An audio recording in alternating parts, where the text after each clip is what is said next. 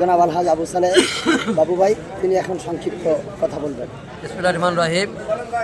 আল খেদমা হজ এবং উমরা কাফেলায় আমরা যে 11 জন এসেছি, 11 জনই টোটালি আমরা খুব সুস্থ সুন্দরভাবে উমরা পালন করতে পেরেছি এবং প্রত্যেকটা দর্শনীয় জায়গা আমরা দেখার চেষ্টা করেছি এবং দেখেছিও।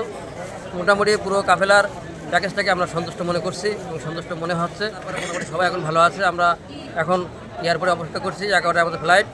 টোটাল মনে করি আমাদের মোখলিসুর রহমান ভাই, উনি আমাদেরকে সঠিকভাবে সুন্দরভাবে সেবা দিয়েছেন এবং প্রত্যেকটা সেবাই আমাদেরকে মনোভূত করেছে এবং আমরা সন্তুষ্ট মনে করছি।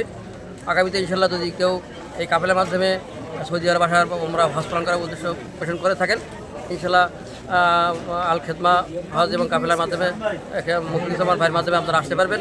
আমি আশা করি আমার ব্যক্তিগতভাবে আমি যতটুকু পেয়েছি আমি সন্তুষ্ট এবং শ্যামনগরবাসীর প্রতি আগ্রহ সাংবাদিক ধন্যবাদ জানাচ্ছি এইরকম একটা কাফেলা আমাদের পাওয়ার জন্য। আগামীতে ইনশাল্লাহ আমরা যতটুকু পারবো চেষ্টা করবো এই কাফেলাকে সহযোগিতা করার জন্য।